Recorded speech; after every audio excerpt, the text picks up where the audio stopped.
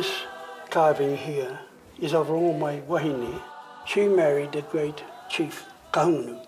They had a child which was called Rongo Papa, and ka moia Rongo Papa ki Tuhaurangi. And that is the real connection between Te Arawa and Ngāti Kahungunu. Ngata was asked to name it, and he used Rongo Papa, and that became the name of the marae. It had been discovered that this volcanic plateau land with fertilizer could support animals. Prior to that, they had bush sickness, and sheep and cattle and horses would live for a while and then die. So they could not farm it. Hence, Te Arawa and Tuwharetoa had no tradition of farming. Sāpitanga had this idea of schemes, because there was a lot of land that was just non-productive and not used. After having worked out with the chiefs over here in Te Arawa about the use of land, he went and put together 30-odd families, all from farming stock. They got together and they came to a camp along the river.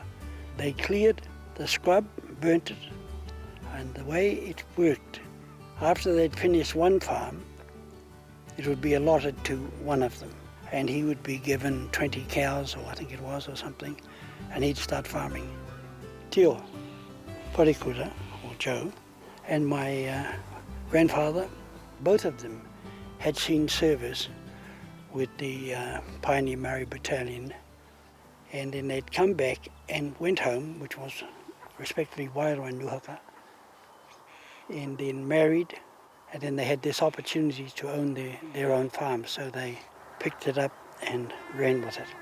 When Grandad made the decision to move from Nuhaka to Rotorua, it had such a profound effect on not just himself and his immediate family, but all of those of us that followed after. My father is Wipere Wharekura, and he was the second son of Joe. My dad ended up touring with Sir Howard. His sisters, Aroha and Maora, they were part of one of the first kapahaka parties that travelled internationally. My father married my mum. Her name is Naio. She was Te Rito, also from Kahungunu. The farm he got was about 100 acres. It took them 6 months to break in the farm. They made use of what they had on the land. Fences, they split their own posts, battens, they hand milked the cows. They had bales, they made their own bales out of the timber that they fell. They did everything by hand.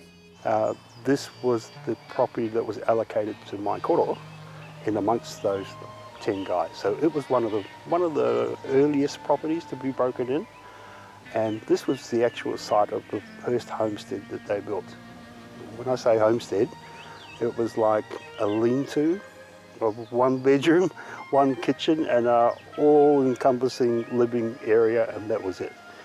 My koro was really well respected as a farmer. He was one of the few out of those first settlers that came over that had dairy farming experience. Well, my koro won the Ahuwhenua Trophy on the 22nd of September 1945. It was a huge affair for the district. The Governor-General came all the way from Wellington to present my koro the prize of the Ahuwhenua Trophy, all the way to Hororo. From the roadway down the bottom, children and people of the area, everybody that could get a sight of the Governor-General coming was lining the roadway up to this property. It was a proud moment for the whole family, for the whole district. It set the district up. It's good to be recognised for what they did, considering how much of the land they did break in. When the Governor-General came to present the prize of winning the Ahuwhenua Trophy, he actually presented a photo of the trophy to my koro.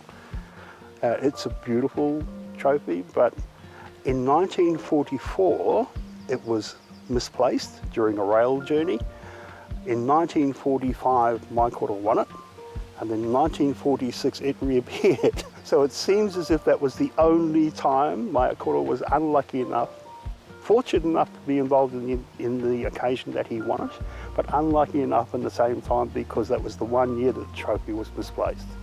He was presented a photo of the trophy, plus the medallion and the certificate and a replica. So it still remains a humorous point for our whānau. My father was told a lot of stories about that day. So, and plus my koro was wearing his suit, and my nanny was in her pupu and her cloak. So it was, must have been one of those occasions.